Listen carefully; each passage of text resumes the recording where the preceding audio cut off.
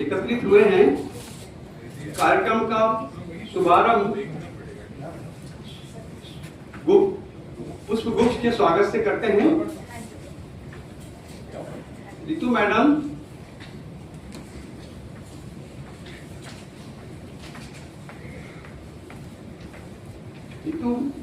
जी प्रदीप रावत जी का स्वागत करेंगे पुष्प गुच्छ से।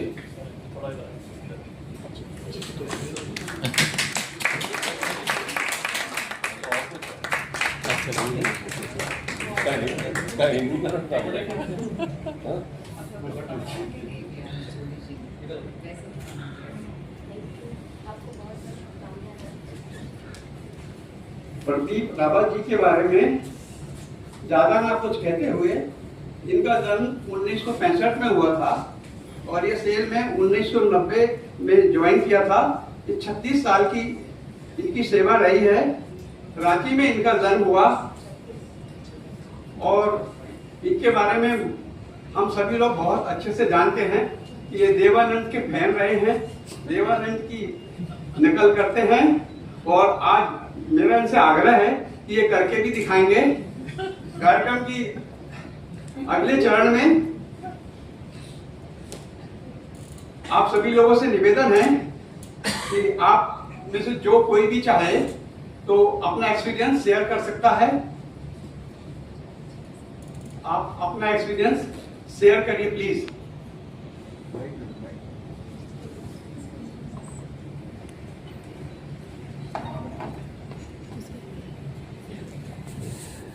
पढ़ा दीजिए।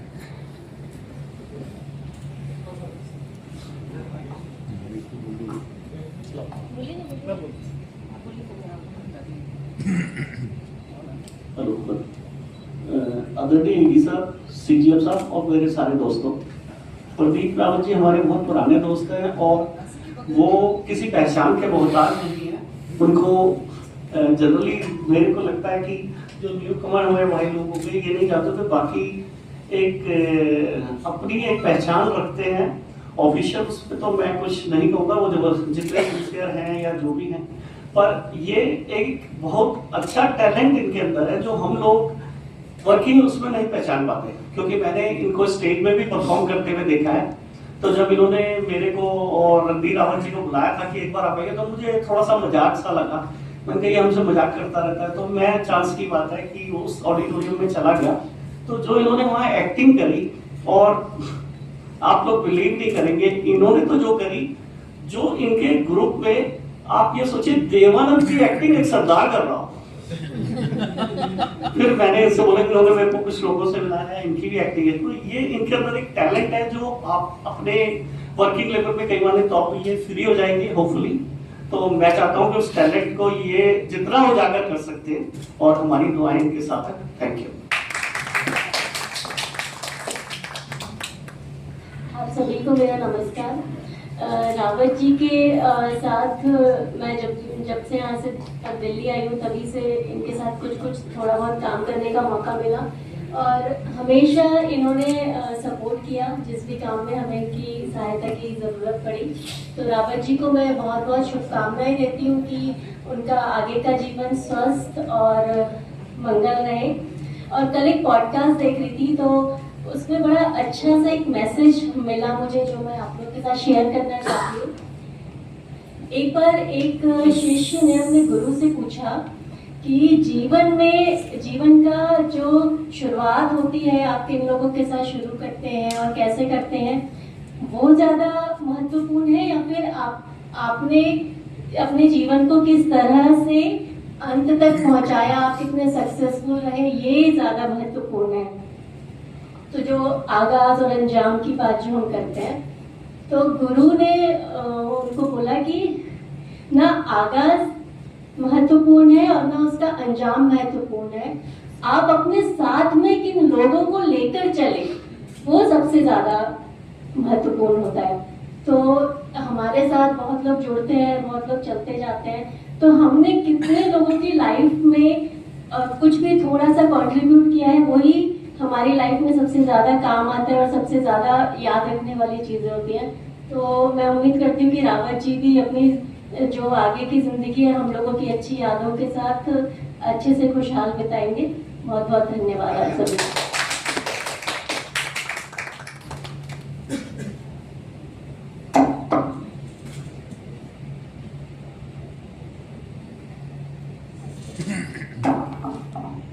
एक हॉस्पिटल के बाहर, ऑपरेशन थिएटर के बाहर लिखा था, अगर दिल से ठाके लगाए होते यारों से तो दिल नहीं खुलवाना पड़ता औजारों से।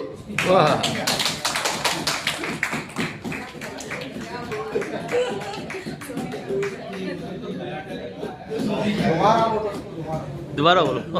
अगर दिल से ठाके लगाए होते यारों से तो दिल नहीं खुलवाना पड़ता औजारों से। ये सच में एक प्रतिष्ठित हॉस्पिटल है दिल्ली में, उसके बाद ऑपरेशन थिएटर के बाहर लिखा हुआ है। अब इस कार्यक्रम के आगे के चरण में जैसा मुझे आदेश है, मैं हमारे निदेशक परियोजना से इस संबंध में विचार रखने का निवेदन करता हूं। आदेश है।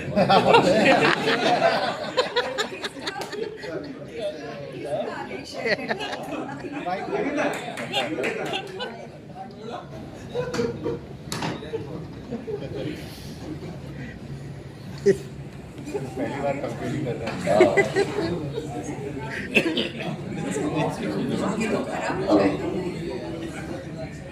रावत जी और मेरे सभी सहपाठी,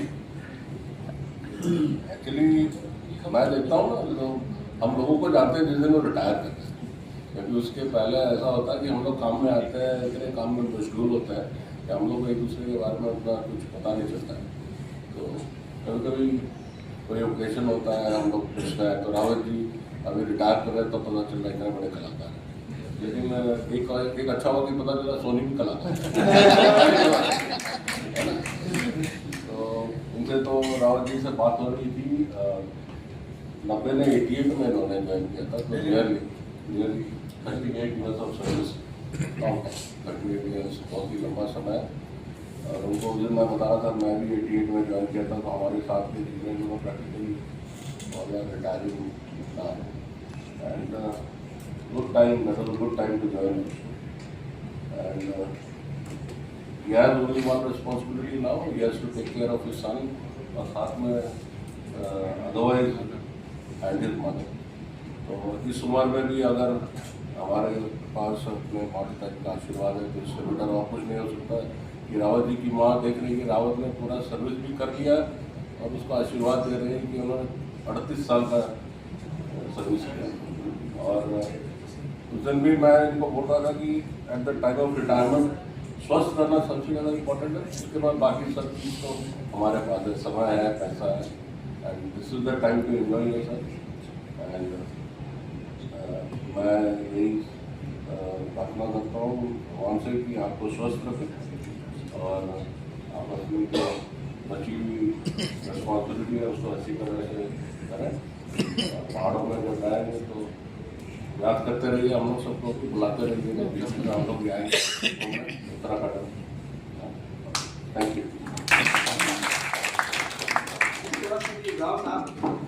आप अपने विचार रखें।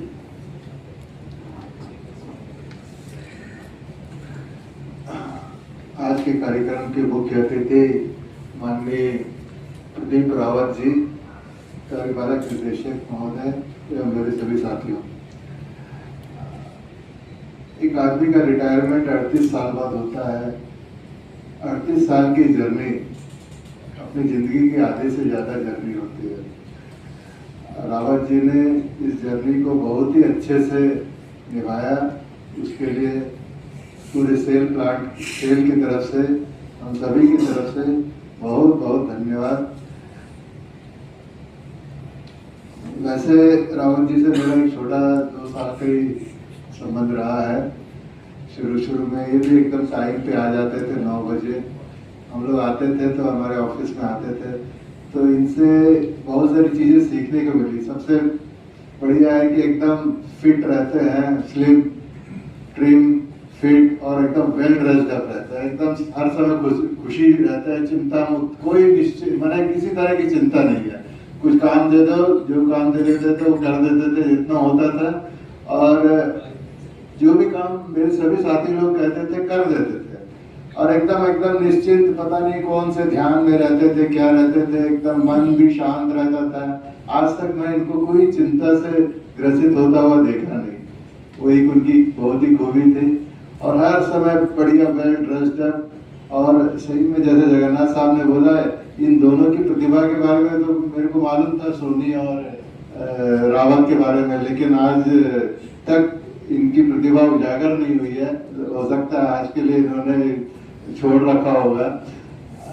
तो रावत जी से एक विशेष निवेदन है, और जैसा कि सभी ने बोला है कि वो आज देवानंद की एक्टिंग करके दिखाएंगे और उसके माध्यम से बहुत सारे शेर व शायरी भी सुनाएंगे करके, तो उन्होंने एग्री किया है, हो सकता है।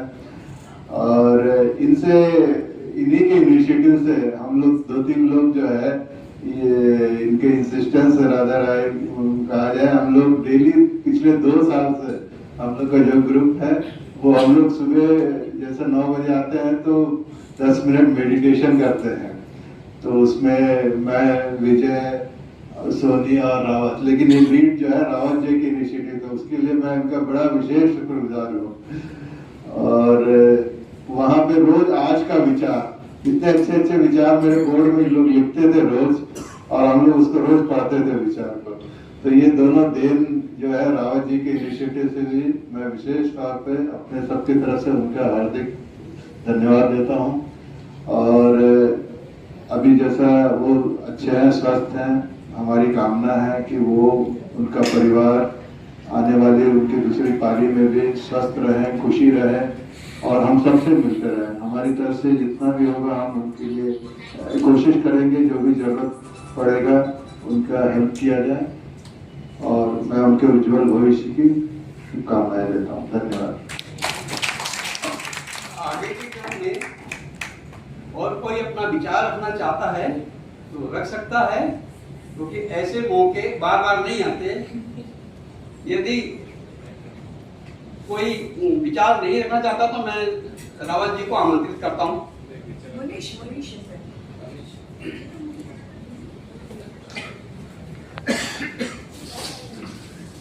आदरणीय वरिष्ठ अधिकारीगण और मेरे सहयोगी और आज के मुख्य अतिथि श्री रावत जी, कल रावत जी मिले थे तो बहुत अच्छे से मुलाकात हुई, और रावत जी ने उम्मीद की थी कि मैं कुछ बोलूँ, तो मैंने इंटरनेट से एक कविता निकाली थी इनके लिए, तो मैं आपके सामने पढ़ना चाहता हूँ।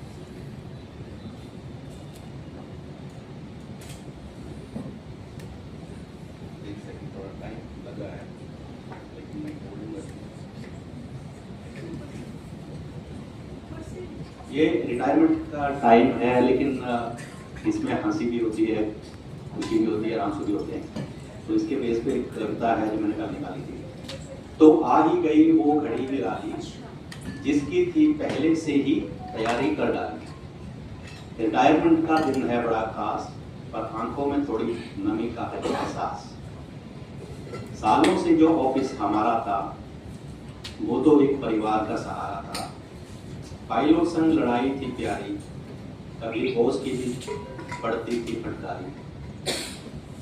कभी मीटिंग में झपकी उड़ाई, कभी दोस्तों से चाय संग गपशप बढ़ाई। कभी कंप्यूटर को दोष दिया तो कभी नेटवर्क ने हमें धोखा दे दिया। अब अलार्म भी रोएगा चुपचाप, कहाँ गया वो सुबह का लाला। अब ना हड़बड़ाहट ना कोई तराब, बस चैन ही चैन ना कोई दवा। पर एक डर भी दिल में आया, बीबी ने प्लान नया बनाया। अब घर में बैठकर आराम से काम करोगे, बर्तन झाड़ू प्यार से सब संभालोगे। तो दोस्तों, बस दुआ ये करना कि रिटायरमेंट सच में सुखद हो अपना, हंसी भी हो, मस्ती भी हो, पर काम से अब थोड़ी सी मुक्ति भी हो। धन्यवाद। आपको हंसी और खुशी भरी जिंदगी का नया अध्याय बहुत बहुत थैंक यू सर। कार्यक्रम को आगे बढ़ाते हुए मैं श्री अशोक मसीह जी से निवेदन करूंगा कि वो जैसा पहले मुझसे बोला था, एक गाना सुनाएंगे। आप आमंत्रित हैं सर। सीट बताने का कोई जरूरत नहीं है, आप जैसा निर्देश है जैसा पहले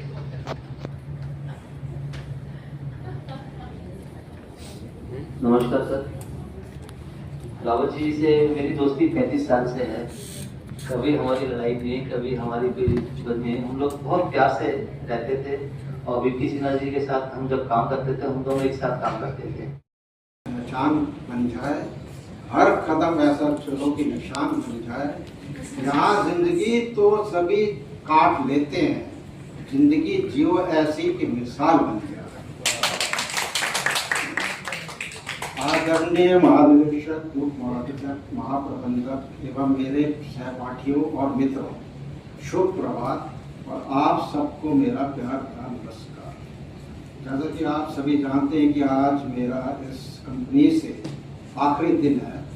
मैं आप सभी के समक्ष अलविदा कहने और आप सभी का आभार व्यक्त करने के लिए यहाँ उपस्थित हूँ। दोस्तों, वैसे तो आज खुशी और दुख दोनों का दिन है।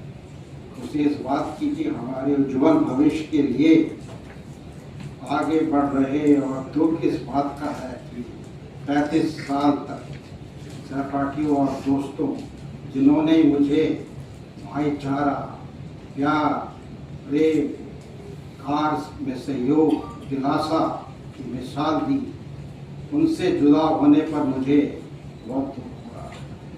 किसी ने ठीक ही कहा है कि जीवन के सफर में दुराही मिलते बिछड़ जाने को और दे जाते हैं तन्हाई में तड़पाने।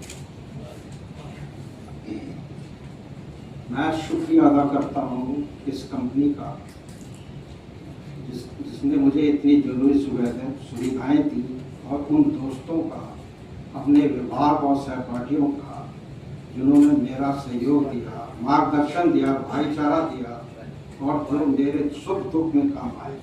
मैं हृदय दिल से ईश्वर से कामना करता हूँ कि आप सभी स्वस्थ रहें, खुश रहें, फले फूले, तरक्की करें और आपकी मंजिल आपके कदम चुमें।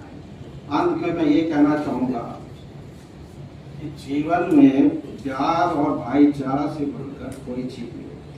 जो इंसान इस मार्ग में चला है, मंजिल में उसके कदम चलने हैं। इसीलिए किसी ने ठीक ही कहा है कि प्यार माथे का चंदन है, प्यार सांसों की बंधन है, कभी बनकर न टूटे। प्यार उल्फतों का उलझन है। प्यार में जाने लुट जाना, प्यार सांसों का बंधन है, प्यार पूजा के बंधन का, प्यार है गंगा जैसा, प्यार में जाने लुट जाना, प्यार में कोई छल कैसा। प्यार रहे ना रहे, रह जाएगी सरगम, प्यार लो और प्यार दो। धन्यवाद। अब एक डायलॉग। राजू, आप आज रिहा हो रहे हो। अब एक डायलॉग फिल्म गाइड का। बहुत से मेरे दोस्तों ने कहा यार देवन साहब के बचपन से ही फैन, तो एक डायलॉग आज मैं उनकी सारी मनोकामना पूरी ये माइक ले लो। लेकिन उससे पहले ये फिल्म गाइड का है, देवन साहब की मशहूर फिल्म का।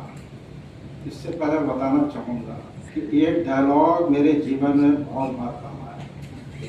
सबसे पहले तो ये काम आया जब मैं 6ठी 7वीं में था।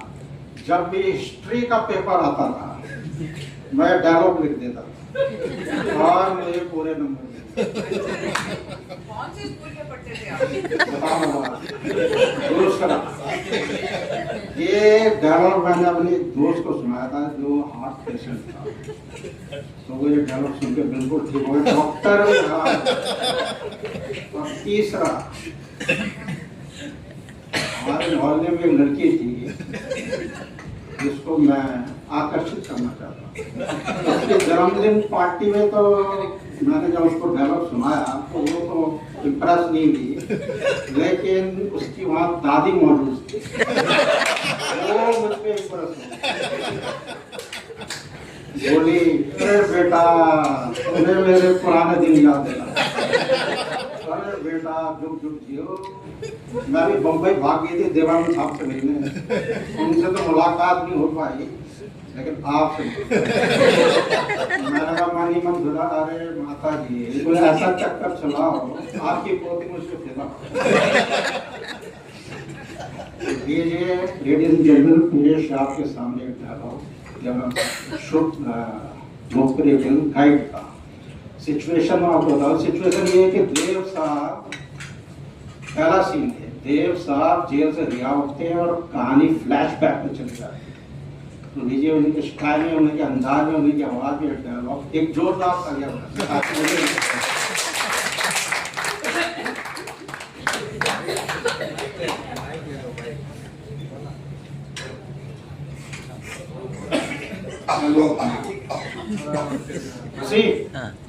राजू, आप आज रिहा हो रहे हो। आप जेलर का रोल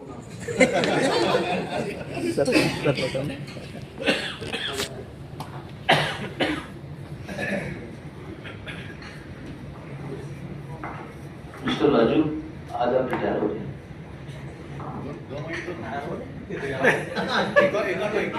मिस्टर राजू, आज आप रिहा